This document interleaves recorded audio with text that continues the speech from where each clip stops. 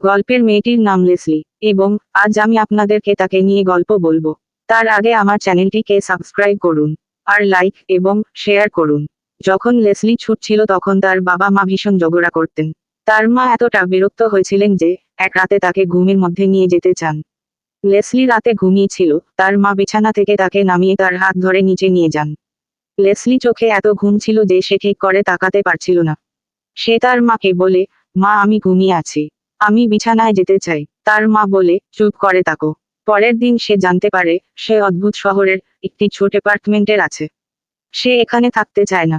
সে কাঁদতে থাকে। সে কাঁদতে কাঁদতে তার মাকে বলে তাকে যেন তার বাড়িতে ফিরিয়ে দেয়া হয়। লেসলি তার বাবার সাথে যোগাযোগ করার চেষ্টা করে, কিন্তু কোনো লাভ হয় না। কিন্তু তার মা তাকে উৎসাহিত করার চেষ্টা করেন। অবশেষে সে তার নতুন জায়গায় অভ্যস্ত হয়। সে চিড়িয়াখানায় ঘুরতে যায়। তার মা শীঘ্রই আরেকজন খুঁজে পান এবং বিয়ে করেন, আর লেসলি তার সৎ বাবার বাড়িতে চলে আসে। লেসলির সৎ বাবা খুব ভালো ছিল। উনার একটি মেয়ে আছে, তার নাম ডানা। তিনি লেসলি ও তার মায়ের সাথে ডানার পরিচয় করিয়ে দেন। তিনি ডানাকে বলেন, তোমার নতুন মা ও বোনকে স্বাগতম জানাও। ডানা স্বাগতম জানায়। সে বলে, বাবা তারা গরিব, আমরা কেন তাদেরকে এখানে রাখছি? কেন তাদের খাওয়াচ্ছি? তারা জঘন্য। লেসলির সৎ বাবা তাদের বলেন, ডানা মজা করছে। ডানা সব থেকে খারাপ ছিল।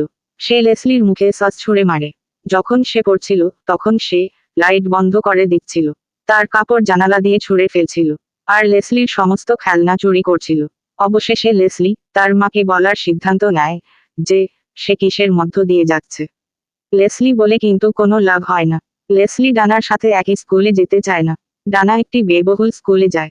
লেসলি তার মাকে অনুরোধ করে তাকে অন্য স্কুলে পাঠাতে, কিন্তু তিনি রাজি হন না। পরে লেসলির সৎ বাবা তাকে পুরনো স্কুলে থাকতে দেয়, কিন্তু কয়েক বছর পর পরিস্থিতি মোড় নেয়। লেসলির সৎ বাবা কোম্পানিতে অনেক টাকা হারিয়ে ফেলেন, তাই ডানাকেও পাবলিক স্কুলে পাঠানো হবে। ডানাটা মানতে পারছিল না। সে এক সপ্তাহ খাবার খায় না, যদিও সে পরে লুকিয়ে খাবার খায়, আর তাকে খেতে লেসলি দেখে ফেলেছিল।